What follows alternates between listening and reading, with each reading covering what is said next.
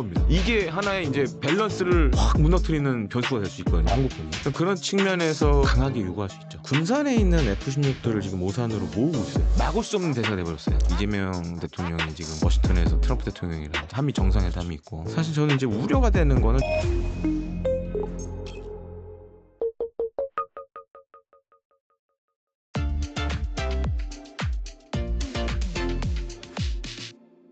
그리고 지난 6월 말 워싱턴 포스트 등 일부 미국 언론은 이 트럼프 행정부 내에서 주한미군 감축 가능성이 검토되고 있다라고 이제 보도를 내서 주목을 받았는데, 당시엔 재정 절감과 글로벌 병력 재배치 논의가 맞물려서 이 한반도에서 일부 병력이 빠질 수 있다 이런 식으로 말을 했는데, 근데 최근에 보니까 주한미군 감축 계획은 없다라고 미 국방부 고위 관계자가 또 선을 그었거든요. 네.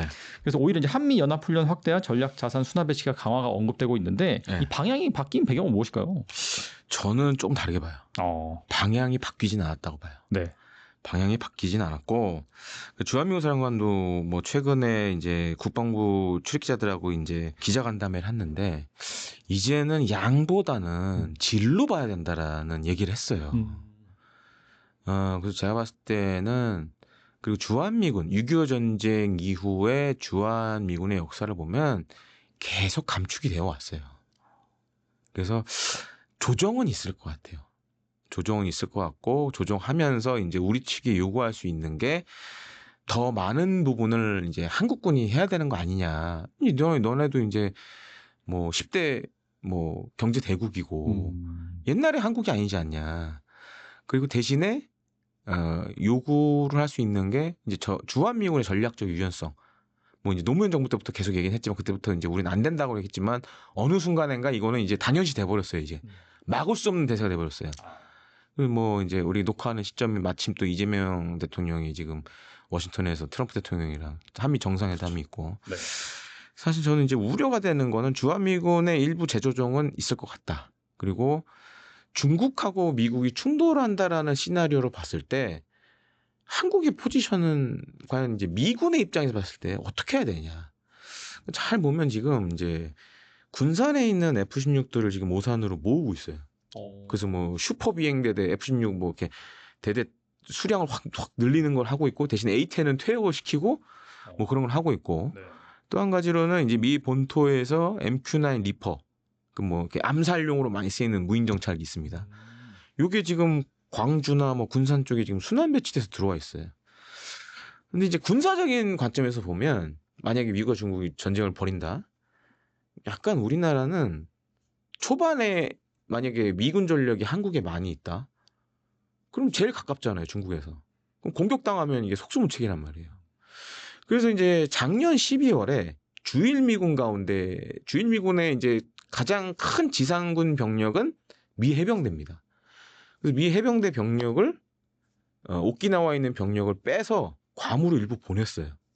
그런 식으로 약간 지금 이 동북아 지역에 전력 재조정을 좀 하는 것 같아요, 미군 전체적으로. 그런 측면에서 봤을 때는 일부가 나갈 수도 있다. 그 숫자는 뭐 이게 얼마라고 단언할 수는 없지만, 그리고 이제 주한미군이 지금 잘 보시면 이제 그 미육군 장성수하고도 좀 연관이 있어요. 근데 지금 주한미군 사령관이 한 모자를 4개 쓰고 있습니다. 그러니까 첫 번째가 이제 한국 내 최선임 미군 고위직. 그래서 미 국방부의 역할을 대신해 주는 게 있어요. 그다음에 주한미군 사령관, 네. 유엔군 사령관, 연합사 사령관. 이게 보면 한 4개, 5개 되는 모자를 쓰고 있는데, 근데 4개인데 휘하 병력은 별로 없어요. 특히 미 육군은 거의 이제 한 개 여단, 뭐 사실은 미 8군 사령관까지 같이 있는데, 미 8군 사령관이 3스타거든요. 우리로 치면 이제 군단급 정도 되는 사람인데, 뭐 유사시가 되면 병력이 들어오지만 실제 지금 있는 병력은 얼마 안 돼요. 근데 지금 이제 미 육군이 겪고 있는 문제가 뭐냐면 장성이 너무 많다. 그 장성이 많은 이유 중에 하나가, 그 이제 미 군은 우리하고 좀 다릅니다. 그러니까 지역 사령부들이 통제를 해요. 그러니까 한국 정부는 주한미군 사령관이 통제를 하고, 주일미군 같은 경우 주일미군 사령관이 있고, 그다음에 그걸 넘어서 인도 태평양 사령관이 또 있고, 그거 보통 다 4성급이에요. 4성급, 3성급이에요. 그러니까 장성이 너무 많다라는 거예요. 2차 세계대전 때는 사성급 장성이 뭐 10명도 안 됐는데 지금은 막 10명이 넘어가 버리니까 2차 세계대전 때 5명도 안 됐을 거예요, 아마. 그러니까 지금 이제 그런 문제가 있죠. 그 생각해 보세요. 우리도 사장님 하나 보필하려면 밑에 비서진 비롯해서 임원이나 사람이 많이 들어가잖아요. 똑같은 문제가 있는 거예요. 그래서 이제 어떻게든 이제 좀 장성수 줄이려는 노력도 있고, 그 다음에 이제 효율적 재배치. 이제 이게 뭐냐면 이제 정말 중국하고 충돌했을 때 어디에 병력을 놓는 게 효과적이냐라는 고민을 사실 지금 미군이 많이 하고 있어요. 그런 것도 좀 이제 좀 포함이 되어 있다고 보여지고, 오히려 저는 지금 걱정이 되는 건 뭐냐면 네. 제가 이제 주한미군의 전략적 유연성 말씀드렸는데, 오히려 지금 미국이 들고 나올 수 있는 카드 중에 하나가 한국군의 전략적 유연성 문제가 있어요. 한국군요. 네. 뭘까요, 그건? 그러니까 이거죠. 자, 미국이 중국하고 전쟁을 할 텐데 어쩌면 할 수도 있는데 한국군은 그때 뭐 할 거야? 물어볼 수 있죠, 충분히. 제가 봤을 때 이제 제가 표현을 좀 고급지게 하면 그걸 이제 한국군의 전략적 유연성이라고 그러는데, 작년 7월에, 그러니까 지금 이제 7월에, 지난 7월에 갑자기 뜬금없이 주한미군 사령관이 호주에서 열리는 탈리스만 세이버 거기 이제 훈련에 우리 해군 해병대가 참가를 했는데, 우리 해병대 장병들을 가서 이제 응원하고 악수 한 번씩 하고 코인 나눠주고 했어요. 주한미군 사령관이 왜 호주에서 열리는 훈련에 가서 왜 우리 장병들을 사기 진작을 했을까? 크게 좀 이제 아리송해지는 부분 중에 하나죠. 지금 보면 주한미군 사령관이 제가 앞서도 얘기했지만 유엔사 사령관을 겸임하고 있다고 말씀드렸잖아요. 근데 많은 분들이 잘 모르시지만 사실 이 전쟁이 만약에 한반도에서 발발하면 유엔 사령부가 갖는 권한이 어마어마합니다. 그러니까 만약에 전자권이 넘어가더라도 유엔 사령부는 살림을 따로 차릴 수가 있어요. 그리고 전에 과거에 6.25 전쟁 때도 우리가 전신작전 통제권을 넘겼던 건 유엔군 사령부였어요. 그러니까 유엔군 사령부가 예를 들어서 유사시에 전자권 한국이 가져가고, 근데 글로는 그 유엔군 산하 병력들이 안 갈 거야. 우리로 올 거야 아마. 그럼 니네가 또 자연스럽게 와야겠지. 그럼 그렇게 판을 다시 짤 수 있는 역할을 할 수가 있어요. 그리고 잘 보셔야 될 게 네. 동북아에서 유일하게 지금 나토처럼 집단 안보 체제를 만들 수 있는 유일한 툴이에요. 이게 도구예요. 보시면 유엔사에 지금 미국 있죠? 네. 영국 있죠? 프랑스 있죠? 호주 있죠? 뉴질랜드 있죠? 캐나다 있죠? 그다음에 나토 회원국도 꽤 있단 말이에요. 한 번에 다 모을 수가 있어요. 그러니까 이게 어떻게 보면 이제 대중국 관련된 그런 이제 대응할 수 있는 군사 협의체가 될 수 있는 거죠. 지금 일본도 들어오려고 그러고, 다만 우리가 이제 막 반대하고, 뭐 일본도 지금 들어와 있지만 우리 정부는 이제 막 난색을 표하는 그런 상황인데, 그런 관점에서 보면 우리 군이 우리 만약에 미국이 중국이랑 전쟁했을 때 한국군은 뭐 할 거야? 그런 얘기 할 수 있는 거죠, 충분히. 그러니까 지금 이게 이번 한미 정상회담에 있어서 가장 큰 의제가 될 수가 있어요. 한국은 편을 똑바로 서야지. 그러니까 지금 잘 보시면 7월에 했던 탈리스만 세이버도 그렇고 그 훈련도 그렇고, 그 다음에 이제 뭐 필리핀에서 하는 필리핀과 미국의 합동 군사 연습이라든가, 거기에도 이제 우리 해병대가 가고 합니다. 해군도 가고. 그다음에 미일 간에 하는 훈련들도 있고, 주적이 다 중국이에요.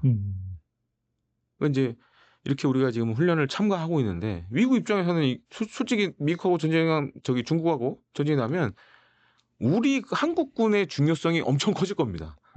이게 하나의 이제 밸런스를 확 무너뜨리는 변수가 될 수 있거든요, 한국군이. 그런 측면에서 강하게 요구할 수 있죠.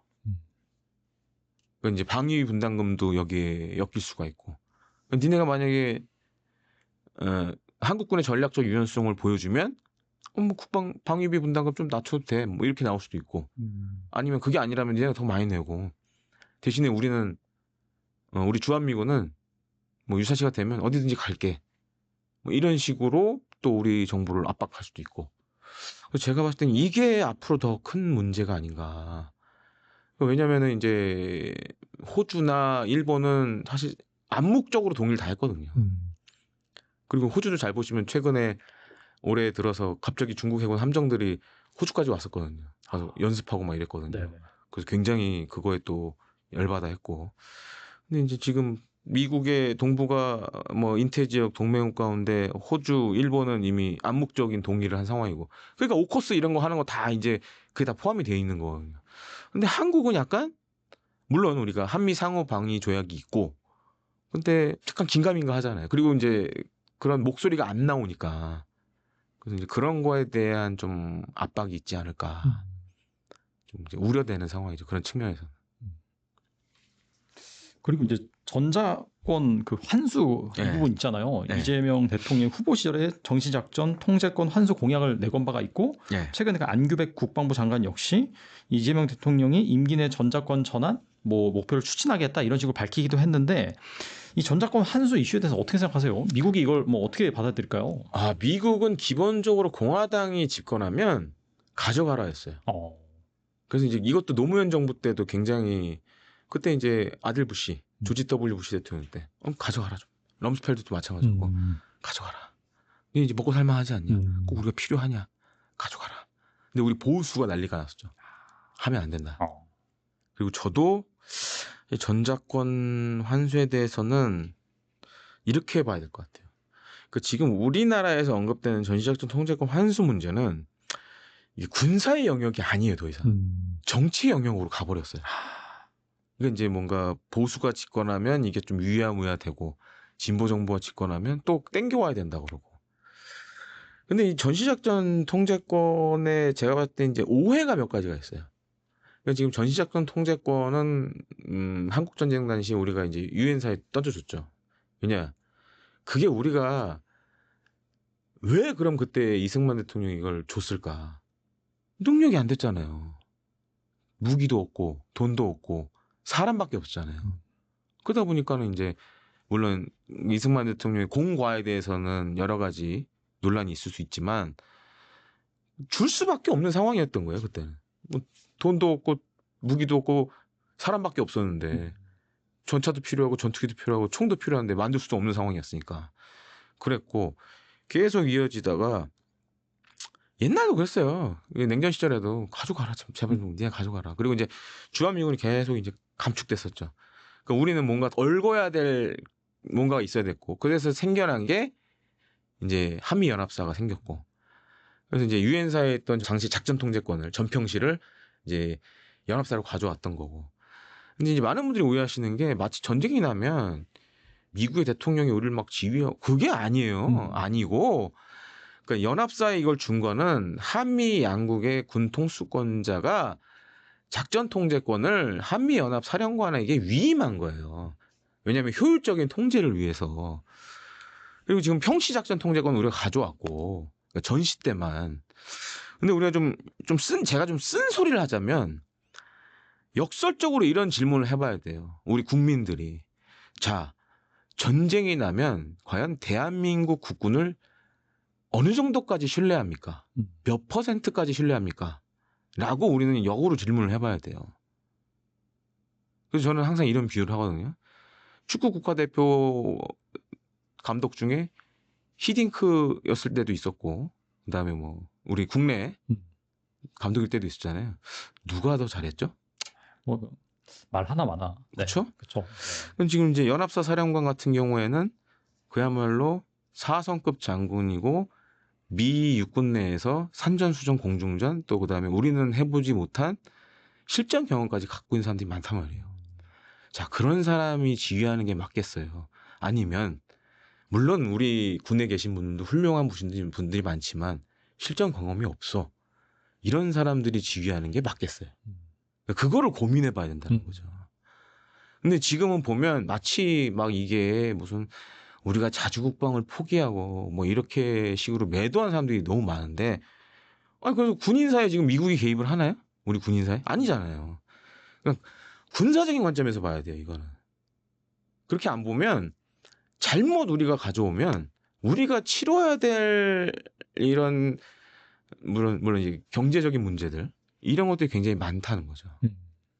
대신에 이거는 해야 돼요. 그러니까 우리가 독자적으로 작전을 할 수 있는 능력은 계속 이제 업그레이드를 해야 되는데 또 이건 또 안 해. 항상 보면 이건 안 하고 미국에 가서 뭐 좋은 거 배우면 좀 적용을 해서 한국화해서 해야 되는데 이런 것도 안 하고 구태의연한 식으로만 하면서 과연 우리가 전작권 환수했을 때 제 능력을 발휘할 수 있을 거냐. 그러니까 이런 거는 좀 곰곰이 생각을 해봐야 된다는 거죠. 그래서 사실은 지금 이제 뭐 안규백 국방부 장관도 이제 청문회 때 그런 얘기 했지만 당시 이제 대통령실에서는 또 아니다라고 얘기했고 왜냐하면 이게 굉장히 민감한 이슈예요. 단순히 전시작전 통제고 군사적인 문제도 있지만 경제적인 문제도 있어요. 그러니까 해외 투자자들 입장에서 봤을 때 지금은 뭐 한미연합사 그다음에 미국이 이제 미국 한미 양국군이 뭐 이렇게 해가지고 전시에 작전하지만 그거를 안 하고 한국군 단독으로 한다? 그럼 해외 투자자들 입장에서 봤을 때 과연 그게 신뢰가 갈까요? 이제 그 문제도 있고 경제적인 문제도 있고 군사적인 문제도 있고 안보적인 문제도 있고 그래서 저는 군사적인 문제로 봐야 된다. 그리고 이제 미국이 자꾸 이제 이거 하라는 거는 가져가라는 거는 그냥 어떻게 보면 간단한 거예요. 한국 돈 써라 이제는 그걸로 봐야 되기 때문에 그래서 그거는 좀 우리가 좀 면밀하게 검토를 거친 후에 할 필요가 있다. 그러니까 기존의 전 정부도 그렇고 이전 정부도 그렇고 왜 속도를 못 냈을까? 결국 막판에는 그런 고민이 다 있었거든요. 그리고 지금 이재명 정부도 대통령실에서 아니다. 임기 내에 할지 안 할지 그건 아직 확정된 바가 없다. 얘기를 한 거는 다 그런 단순히 정치적인 문제가 아니라 군사적인 문제도 있고 경제적인 문제도 있기 때문에 그런 면들을 종합적으로 고려해서 다 생각을 하고 있는 거죠. 네, 오늘 나와주셔서 정말 좋은 말씀 많이 주셨는데 끝으로 영상을 보고 계신 분들을 위해서 한 말씀만 부탁드립니다. 뭐 우크라이나 종전 얘기가 계속 나오고 있지만 그게 뭐 생각만큼 빨리 끝나지는 않을 것 같아요. 그래서 오히려 역설적으로 지금 해외에서는 K 방송에 더 관심이 많아지거든요. 지금.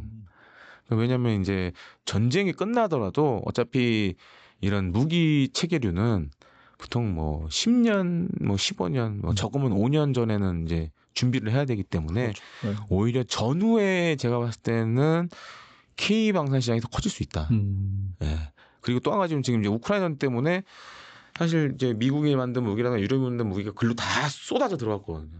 근데 그 잠재적인 그래서 소요가 아직도 많이 남아 있어요. 그런 측면에서 봤을 때는 K 방산의 투자 가치는 여전하다라고 좀 마무리를 드리고 싶습니다. 네, 말씀하신 것처럼 이 K방산 앞으로도 여전히 유망할 것으로 기대가 되는 가운데 특히나 이 디펜스 뉴스에서 어디에서도 접할 수 없는 그 특종 뉴스들 K방산에 관련돼서요 말씀해 주시기 때문에 꼭 한번 계속해서 애청해 주시면 좋을 것 같습니다. 네, 지금까지 김대영 군사평론가님 나와주셔서 감사합니다. 고맙습니다.